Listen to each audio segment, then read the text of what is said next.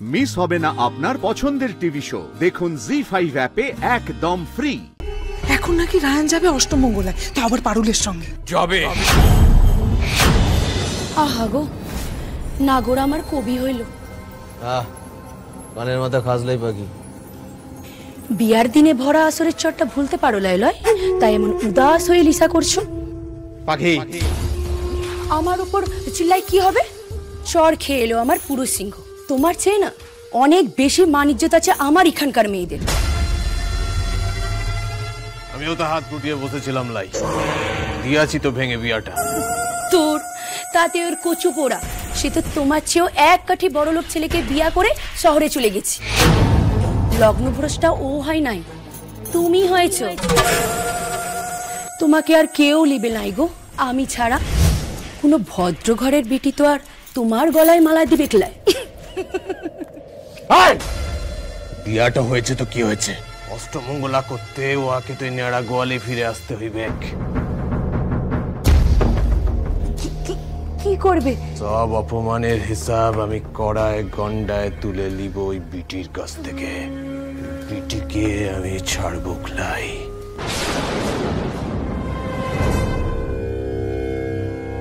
বাবা কি বললো দাদু?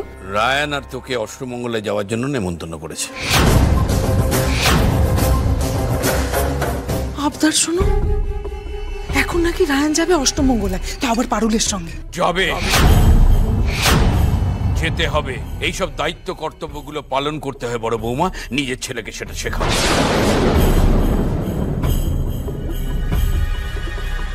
দয়া করে ছেলের তালে তাল দিও না, তাতে ছেলে আরো অধঃপতনে যাবে।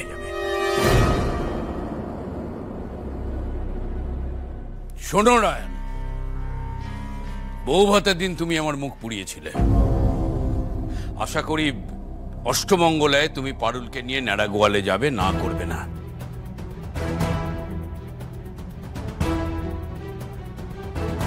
ওরা কিন্তু তোমাদের জন্য আশা করে বসে আছে। অন্তত মনুষ্যত্বটা জলাঞ্জলি দিয়ে বসো না।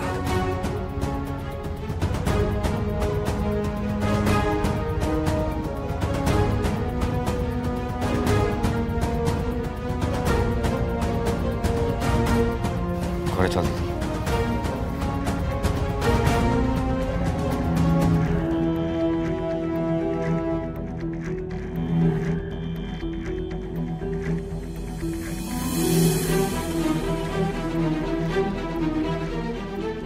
বৌমারা আজকাল শিষ্টাচার ভুলে যাচ্ছে বড় খোকা। ছেলেকে নিয়ে এতটাই আধিক্যতা যে বাড়িতে নতুন জামাই এসছে সেটা ভুলে গেছে। গোপাল বাবা, এসো এসো এসো, বসো বসো। না না না না না, এমা এমা, ছি ছি। দেখছি রাধা, বসো বসো বসো বসো। আমাকে নিয়ে ভাবতে হবে না বাকি। আমি কি তেমন মানুষ নাকি যে গ্যাট হয়ে দাঁড়িয়ে সংসারে কথা গিলবো? এই নি জামাই বাবু, খেয়ে নিন, খেলেই ফ্রেশ। বলছিলাম কি যে আমাকে নিয়ে অত ব্যস্ত হওয়ার কোনো দরকার নাই। আর ওই কোল্ড ড্রিঙ্কসটা আমি খাবো না। না না বলে গেলাম না, খাবে না শুধু শুধু।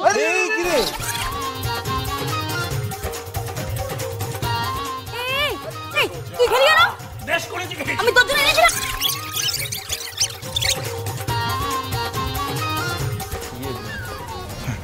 এক মিনিট।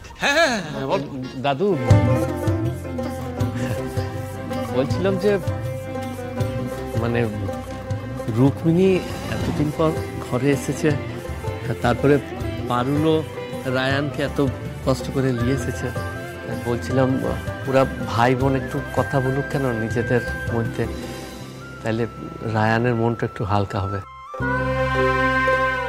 আর আমার সাথেও তো পারুলের এতদিন বাদে দেখা হলো, আমরাও খানিক গল্প করে নিতাম, আমাদেরও মনটা একটু হালকা হতো। হ্যাঁ হ্যাঁ, যাও না, ভাই বোনে জমিয়ে গল্প করো। আর যা কিছু লাগবে চেয়ে নেবে। মনে রেখো, তুমি কিন্তু এখন এ বাড়ির ছেলে। হ্যাঁ দাদা।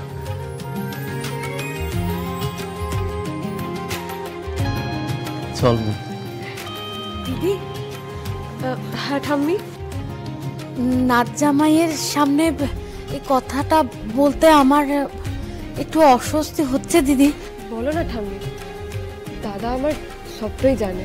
আমি জানি রে দিদি, আমি কথাটা বলতে চাই না, কিন্তু না বললেও তো উপায় নেই। তুমি নির্দ্বিধায় বলো ঠাম্মি। ওই রায়ন দাদু ভাইয়ের ঘরে তোকে যদি থাকতে দিই তাহলে আবার একটা অশান্তি হবে, সেটা তো তুই জানিস মা।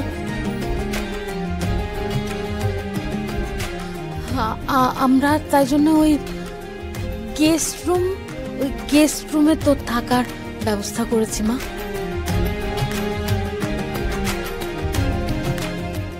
এত সংকোচ কেন করছো গো ঠাম্মি? তুমি এই বাড়ির যে কোনায় থাকতে দেবে, আমি সেইখানেই থাকবো।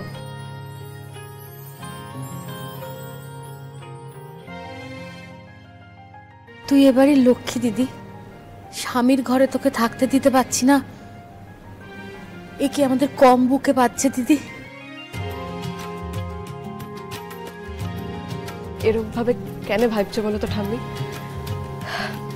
কোন জীবন থেকে আমি কোন জীবন পাচ্ছি বলো তো? আগে খেতে গেলে পড়ায় টাইম পড়তো, আর পড়তে গেলে পেটে, আর এখানে আমি তো সবই পাচ্ছি বলো। এটা কি কম পাও না? চারটে দেওয়াল আর মাথার উপর ঝাপটা থাকলেই আমার জন্য যথেষ্ট। এর চেয়ে বেশি আমার আর সত্যি আমি কিছু আশা করি নাই গো। আসি ঠাম্মি। আয় দিদি।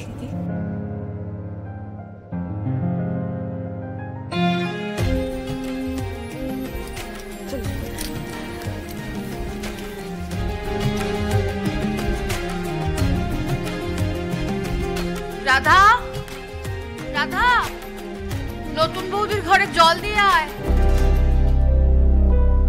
রুকু, বল না রে মা, ওখানে থাকতে খুব কষ্ট হচ্ছে না রে? এটা কোনো কোয়েশ্চেন হলো মা? মুখ দেখে বুঝতে পারছো না? অফকোর্স কষ্ট হচ্ছে দিদি। কি যে পাপ করেছিলাম আমি, আমার ছেলে মেয়ে দুটোরই কপালটা এইভাবে পুড়লো। না মেয়েটার জন্য কিছু করতে পারছি না, ছেলেটার জন্য এত অসহায় লাগছে না আমার। যা হওয়ার হয়ে গেছে মা, এসব নিয়ে তুমি আর মন খারাপ করো না। অ্যাটলিস্ট আমাকে নিয়ে তো নয়। মানে তুই বিয়েটা অ্যাকসেপ্ট করে নিলি? সেটা তো আমি বলিনি। আমি বলতে চাইছি যেটা ঘটে গেছে সেটা নিয়ে না ভেবে সেটা থেকে কিভাবে বেরোনো যায় সেটা নিয়ে তো আমাদের ভাবা উচিত, তাই না? গোপালের সঙ্গে আমি কথা বলে নিয়েছি। তুই সেদিন বলছিলি, হ্যাঁ কি বলেছিস? সবটা বলে দিয়েছি আমি গোপালকে। আমার যে এই বিয়েটায় আপত্তি আছে, এই বিয়েটা করে যে আমি সুখী নই, কোনোদিন সুখী হতে পারবো না, ওই ন্যাড়া গোয়ালে আমি নিজেকে মানিয়ে নিতে পারবো না, সব আমি ফুলসজ্জার পরের দিন রাত্রেবেলা গোপালকে ক্লিয়ার জানিয়ে দিয়েছি।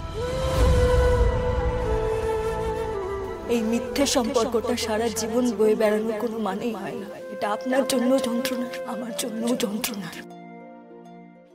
জি5 ডাউনলোড করুন আর সব এপিসোড দেখুন একদম ফ্রি।